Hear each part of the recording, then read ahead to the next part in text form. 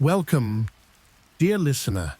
Close your eyes and let the gentle waves of the Adriatic lull you into a peaceful slumber.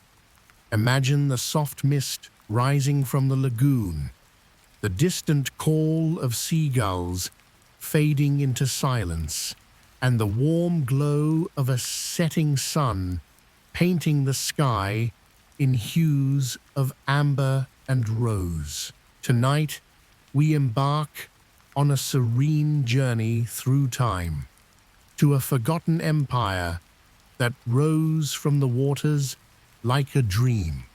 Venice, before the clamor of tourists echoed through its canals.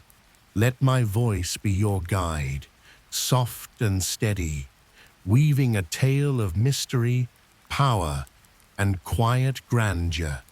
Breathe deeply, relax your mind, and drift with me into the past, where the Serenissima Republic reigned supreme, untouched by the modern world. As the night envelops you, allow the story to unfold like a gentle tide, carrying you toward restful dreams. In the beginning, there was only water, vast, shimmering expanses of lagoon, dotted with marshy islands that seemed to float between sea and sky. It was the 5th century, a time when the mighty Roman Empire, once the ruler of the known world, began to crumble under the weight of invading hordes. Barbarians from the north, fierce and unrelenting, swept through the Italian peninsula, their horses thundering across fertile plains, leaving destruction in their wake. The people of the mainland, simple farmers and townsfolk, fled in terror, seeking refuge in the most unlikely of places, the treacherous wetlands of the Venetian lagoon. Here, amid the reeds and shifting sands, they built their new homes on wooden pilings driven deep into the mud, creating a labyrinth of islands that no army could conquer. These early settlers were resilient souls, adapting to a life governed by the rhythms of the tide. They fished the abundant waters, harvested salt from the evaporating pools, a commodity as precious as gold, and began to trade with distant lands. Torcello, the first significant island settlement, rose with its humble churches and modest homes, a beacon of hope in the fog-shrouded expanse. By the 7th century, as the Byzantine Empire extended its influence westward, the lagoon dwellers organized themselves under a leader known as the Doge. The first, Paolo Lucio Anafesto, was elected in 697, a man of vision who saw potential in this watery domain. Under his guidance, the communities united, forming what would become the Duchy of Venice, a fledgling state, loyal yet autonomous from the emperors in Constantinople. As the centuries drifted by, like slow-moving currents, Venice grew in confidence and cunning. The 9th century brought pivotal moments, such as the arrival of the relics of Saint Mark the Evangelist, stolen from Alexandria in 828 by Venetian merchants.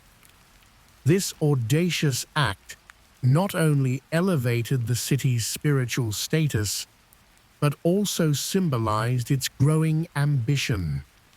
St. Mark's Basilica, begun in that era, would become the heart of Venice, its domes glistening like jewels under the Mediterranean sun.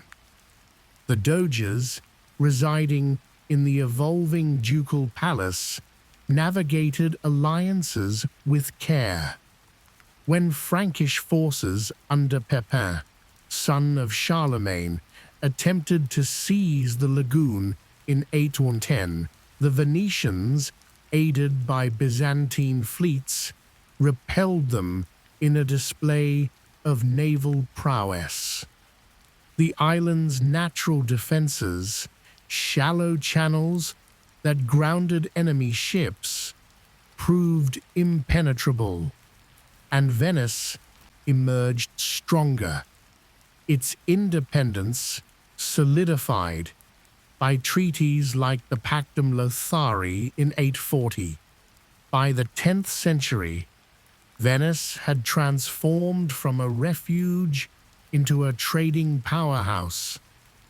Its merchants, intrepid explorers with an eye for profit, ventured across the Adriatic and beyond, exchanging salt, timber, and slaves for spices, silks, and precious metals from the east. Doge Pietro II Orseolo, a charismatic leader, crushed the Narentine pirates in 1000, securing the Gulf of Venice and earning the title of Dux Dalmatia. This victory opened floodgates of commerce, and the city's arsenal, a vast shipyard, began producing galleys at an astonishing pace, one every few months, each vessel a masterpiece of oak and ingenuity. Imagine the scene. Workers hammering away in the misty dawn, the air filled with the scent of pitch and salt water as ships took shape, destined to carry Venetian fortunes across the seas. The 11th century marked Venice's ascent to true empire status.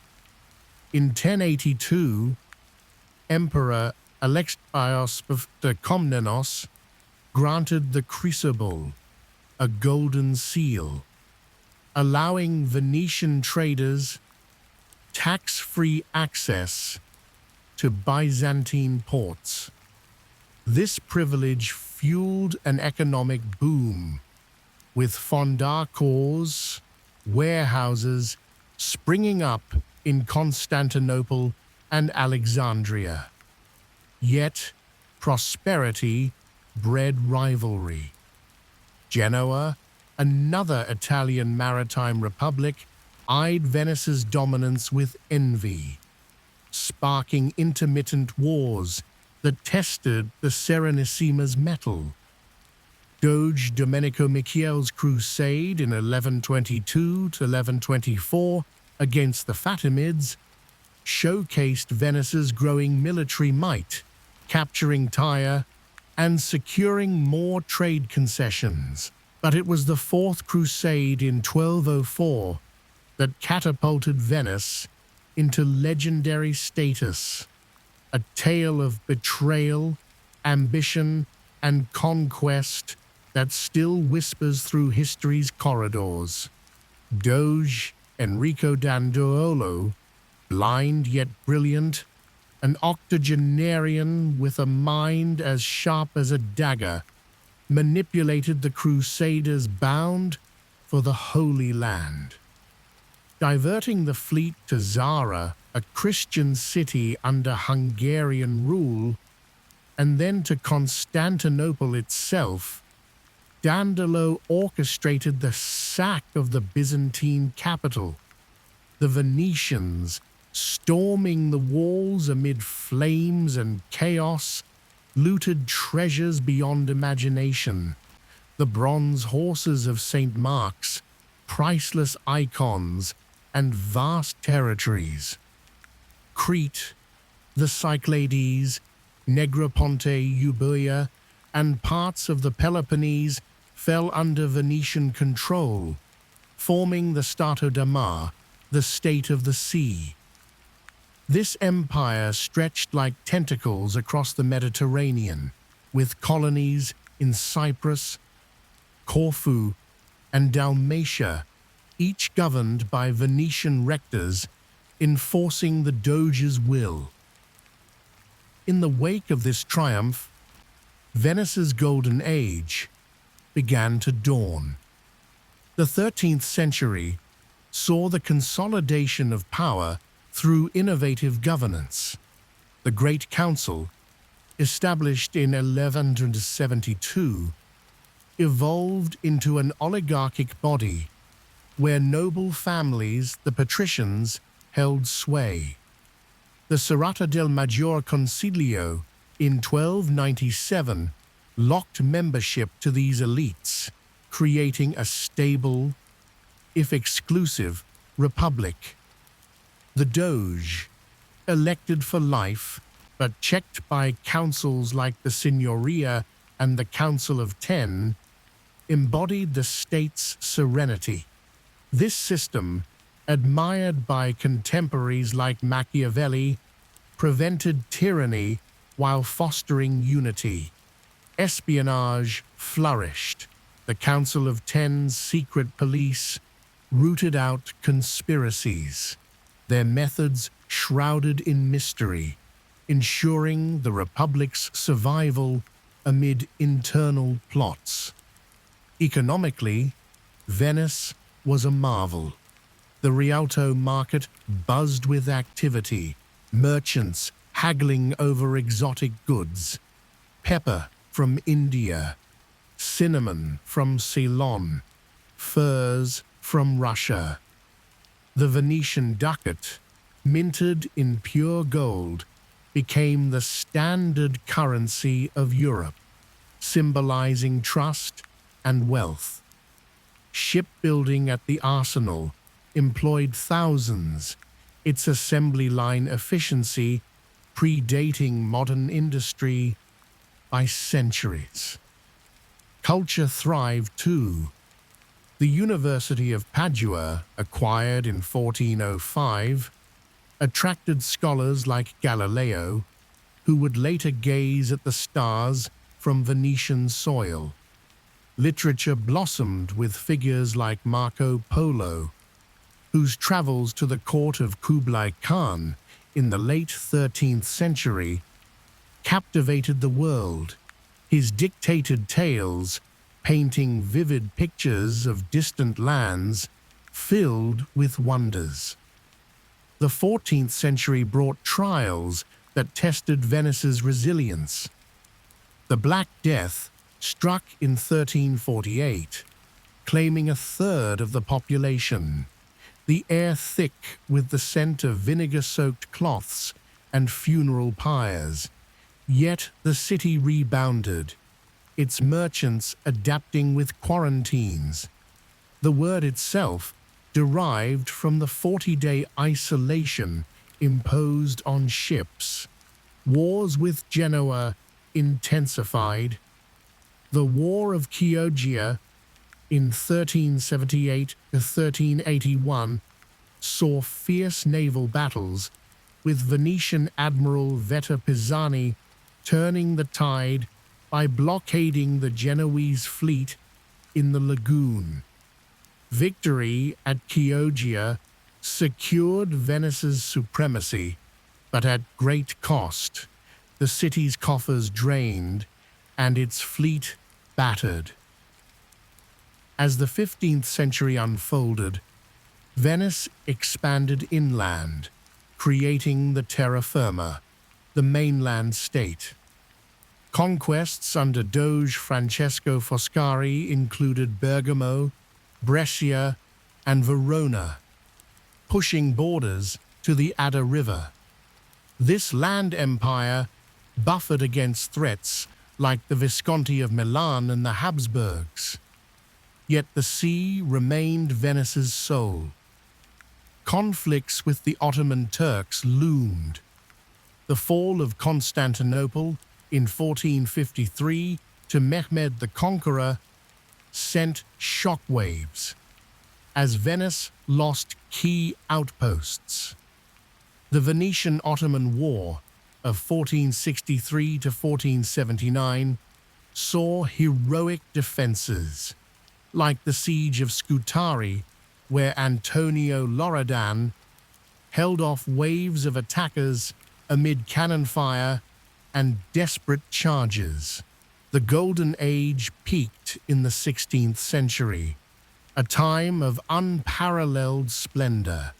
Under Doge Andrea Gritti, Venice allied with the Holy League against the Ottomans, culminating in the Battle of Lepanto in 1571. There, Venetian galleasses, heavy with artillery, shattered the Turkish fleet in a maelstrom of smoke and splintered wood, a victory celebrated across Christendom. Art flourished. Titian, with his masterful use of color, painted portraits of doges and madonnas that captured the human spirit. Tintoretto's dynamic canvases adorned the Scuola Grande di San Rocco, while Veronese's feasts burst with life and luxury. Architecture soared with Palladio's villas dotting the terra firma, their classical symmetry echoing ancient Rome. Music echoed through the canals. The Venetian school, led by composers like Adrian Willaert, innovated polyphony at St. Mark's, their harmonies floating like mist over the water. Theatre and opera emerged, with Commedia dell'arte troupes performing improvised comedies in piazzas, masks concealing identities in a city of secrets. Carnival became a ritual of excess, where nobles and commoners mingled in disguise, the air alive with laughter and the scent of fried pastries. Daily life in this empire was a blend of opulence and pragmatism. Patrician families lived in grand palazzi along the Grand Canal, their facades adorned with Gothic arches and Byzantine mosaics. Gondoliers navigated the waterways, singing barcaroles as they ferried passengers. Women, though confined by societal norms, wielded influence in salons, like the poet Veronica Franco, whose wit charmed kings. The Jewish ghetto, established in 1516, housed a vibrant community of merchants and scholars, contributing to Venice's cosmopolitan fabric despite restrictions. Yet shadows lengthened as the century waned. The discovery of the New World by Columbus in 1492, sponsored by rivals Spain and Portugal, shifted trade routes. The Cape of Good Hope, rounded by Vasco da Gama in 1498, bypassed the Mediterranean, diverting spices directly to Lisbon. Venice's monopoly eroded, its markets flooded with cheaper goods. Plagues returned in 1575 to 1577 and 1630, decimating populations. Andrea Palladio designed the Redentor Church as a vow of thanks for survival. The 17th century heralded decline. Wars with the Ottomans dragged on. The loss of Crete in 1669, after a 24-year siege under Francesco Morosini, was a bitter blow. The island's fall marked by heroic but futile resistance. Internal corruption crept in, with noble families buying offices, weakening the once meritocratic system.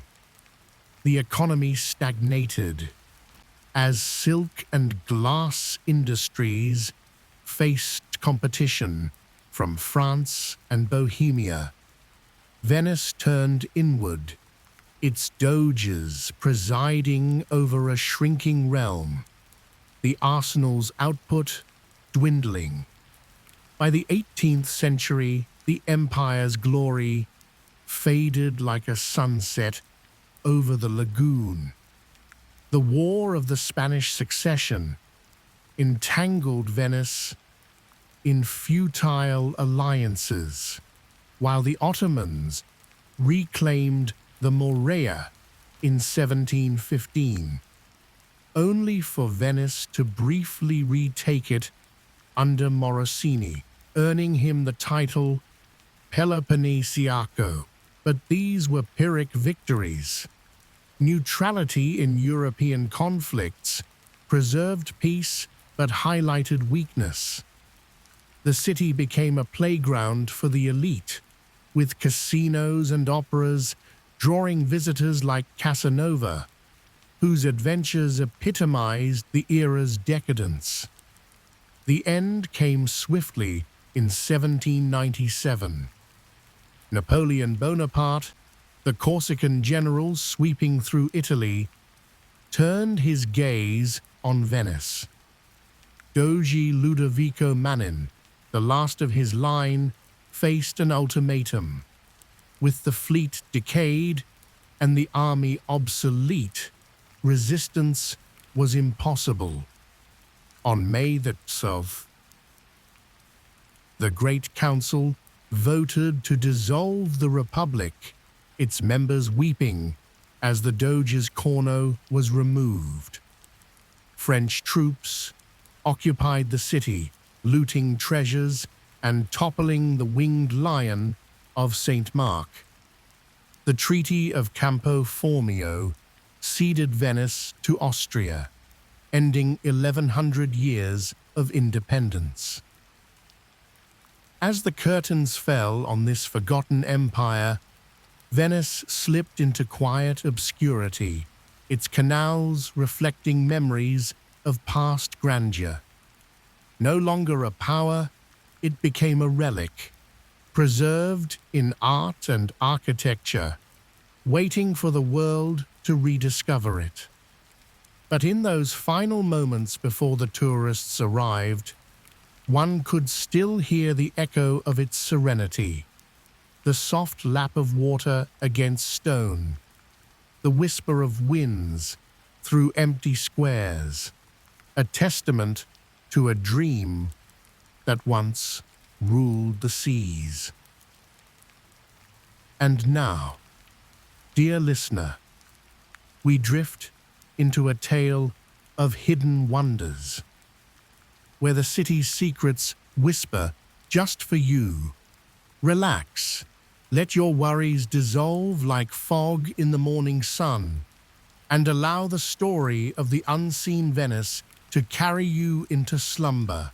In the labyrinthine heart of Venice, where the Grand Canal curves like a silver ribbon under the stars, there lived a quiet dreamer named Luca. He was no grand explorer or wealthy merchant, but a simple restorer of old books, spending his days in a dusty workshop tucked away in the Dorsoduro district. Luca had always felt a pull toward the city's mysteries, the way shadows played on the water at dusk, or how certain alleys seemed to shift when no one was looking. He believed Venice held layers unseen by most, hidden beneath its glittering facade of palaces and bridges. One serene evening, as the sun dipped low and painted the sky in hues of rose and gold, Luca closed his shop early. A peculiar restlessness stirred within him, urging him to wander. He followed the narrow calle, his footsteps echoing softly on the worn stones. The air grew thick with fog rolling in from the lagoon, muffling the sounds of distant gondolas and laughter from nearby trattorias. Soon, he found himself in an unfamiliar courtyard, one he swore hadn't been on any map he'd studied. The courtyard was small and overgrown, with vines climbing the walls like curious fingers. In its center stood an ancient well, its rim carved with faded symbols that resembled waves and stars intertwined. Luca leaned over, peering into the darkness below, and a faint glow caught his eye. A shimmer, like moonlight, trapped in water. Without thinking, he dropped a pebble in, and instead of a splash, he heard a melodic chime, as if the well were a hidden bell. Curiosity overtook him. He noticed a loose stone beside the well, and when he pressed it, a section of the wall slid open with a groan, revealing a spiral staircase descending into the earth. The steps were damp and slick, lit by torches that flickered to life as he approached, their flames a soft blue that didn't burn hot. Luca hesitated only a moment before stepping down, the fog from above following him like a faithful companion. The staircase wound deeper than he imagined, the air cooling and filling with the scent of moss and salt water.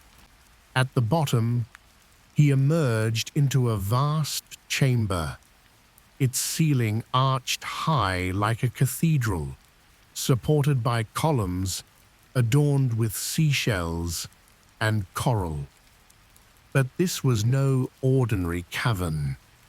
Canals crisscrossed the floor, forming a miniature Venice below the city. Small boats bobbed gently, and bridges of delicate marble arched over the waters. The light came from luminescent fungi clinging to the walls, casting a dreamy glow that made everything feel ethereal. Amshu stepped onto a narrow path beside one of the canals, his heart beating with wonder. He boarded a waiting boat, slim and black like a gondola's shadow, and it began to move on its own, propelled by an invisible current.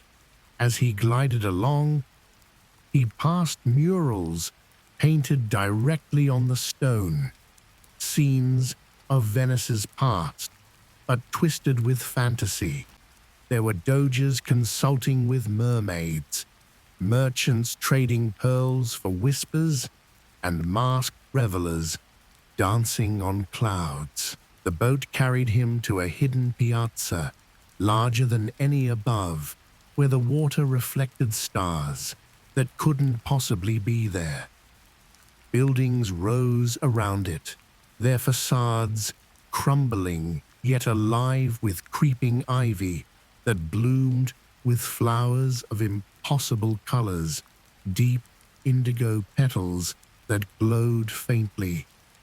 From one building, soft music drifted out, a lute playing a melody that tugged at Luca's soul, reminding him of childhood lullabies. He docked and entered the building, finding a hall filled with people, or were they ghosts? They moved with graceful fluidity, dressed in Renaissance attire, their faces pale and luminous. A woman approached him, her gown flowing like water, her eyes deep pools of knowledge. "Welcome, seeker," she said, her voice echoing gently. "You have found the unseen Venice, the city's true essence, preserved from the ravages of time and tide." Her name was Sophia, a guardian of this realm, descended from those who built Venice's foundations. She explained that long ago, when the city was young, visionaries created this underground mirror to safeguard its magic.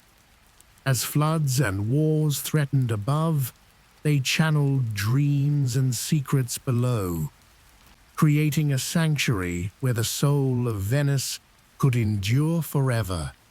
Here, the unseen thrived, forgotten arts, lost loves, and whispers of what might have been. Sophia led Luca through the piazza, sharing tales as they walked. They passed a fountain where water flowed upward, defying gravity, each droplet carrying a memory. Luca touched one, and visions flooded his mind. A young couple stealing a kiss under a bridge during carnival, a painter capturing the first light on San Giorgio Maggiore, a fisherman hauling in a net full of shimmering fish that sang. Deeper in, they entered a library vast as the Arsenale, shelves stretching into infinity, filled with books that wrote themselves, pages turned on their own, inscribing stories of lives lived above. Luca opened one and read of a poet who composed verses to the moon, his words turning to silver ink that illuminated the dark. Sophia smiled. These are the echoes of Venice. Every sigh, every laugh finds its way here. Luca wandered to a marketplace where vendors sold not goods, but experiences, bottles of laughter from carnival nights, jars of silence from empty churches, scrolls of forgotten poems. He traded a small sketch he carried for a vial of starlight, its glow warm in his hands. Later, he would use it to illuminate his restored books, their pages glowing faintly under candlelight. They visited a garden hidden behind veils of mist where flowers bloomed in eternal spring, their scents blending jasmine with the brine of the sea. Butterflies with wings like stained glass fluttered about, and in the center grew a tree, ancient as the city itself, its branches heavy with fruits that tasted of pure joy.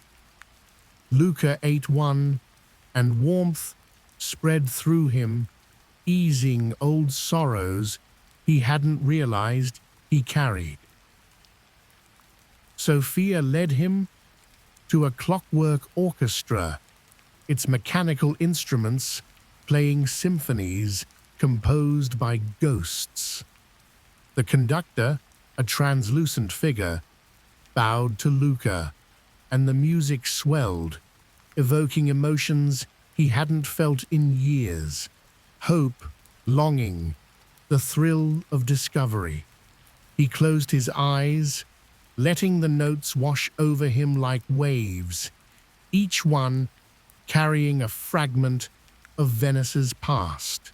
In a quieter alcove, they found a library of lost letters, missives never sent, filled with declarations of love, confessions of betrayal, pleas for forgiveness. Luca read one, written by a young woman to her lover lost at sea, and his heart ached for her. Sophia whispered that these letters were the threads binding the unseen to the world above, each one a tether of human emotion. They crossed a bridge to a ballroom where the floor was water, held aloft by enchantment. Luca and Sophia danced, their reflections multiplying into infinity, their steps light as if they walked on air. The music came from nowhere and everywhere, a waltz that felt like it had been played for centuries. But not all was serene. Sophia warned of shadows that crept in, doubts from the world above, manifesting as dark mists that threatened to dim the glow.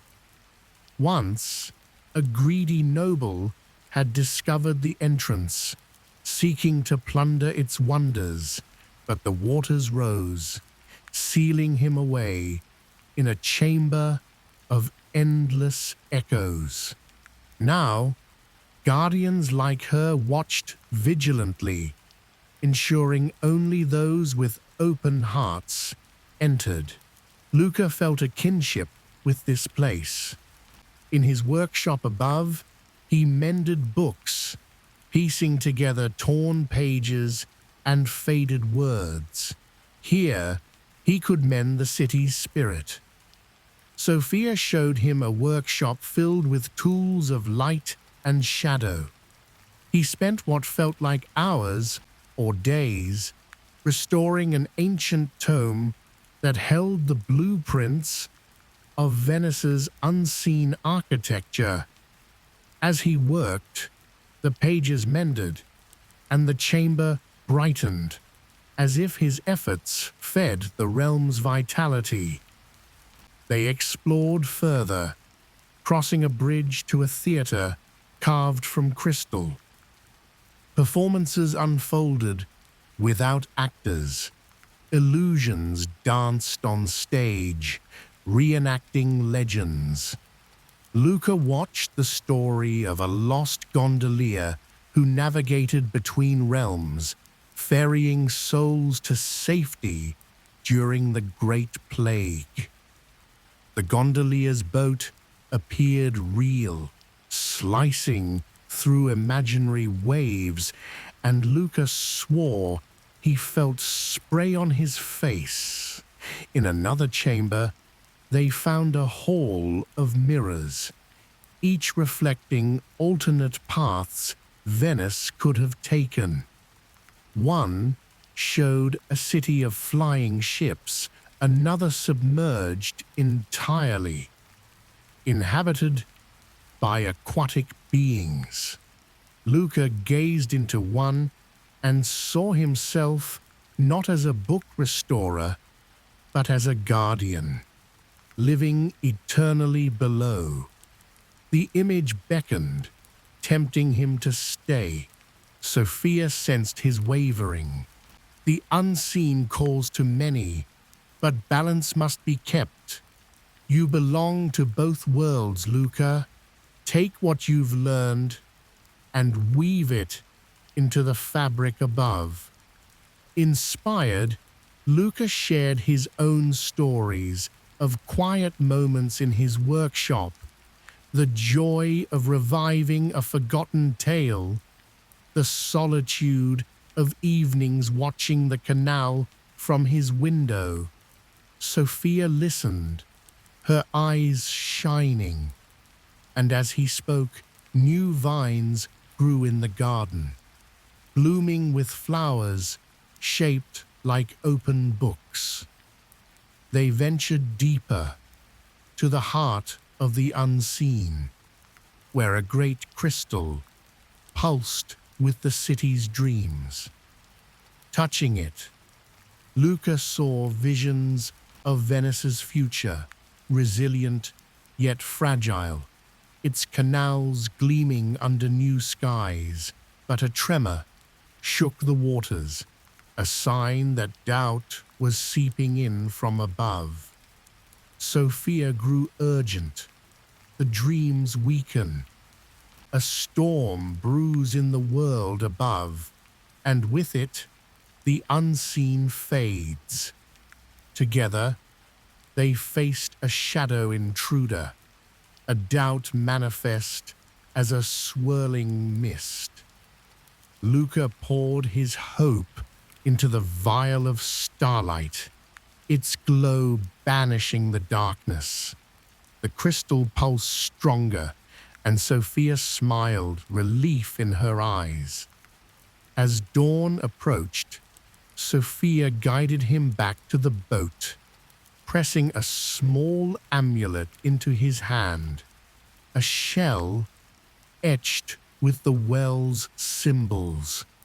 "This will lead you back if needed," she whispered. "But remember, the unseen lives in you now." The boat carried him upward, through tunnels that twisted like dreams. He emerged into the courtyard as the first light pierced the fog, the wall sealing behind him seamlessly. The city awoke around him, vendors calling, boats gliding, but Luca saw it anew. The hidden glow in every shadow, the whisper in every wave. Back in his workshop, he worked with renewed passion, infusing his restorations with subtle magic. Books he mended seemed to hold deeper stories, drawing readers into Venice's soul. On misty nights, he returned to the courtyard, dropping pebbles into the well, hearing the chime that connected seen and unseen.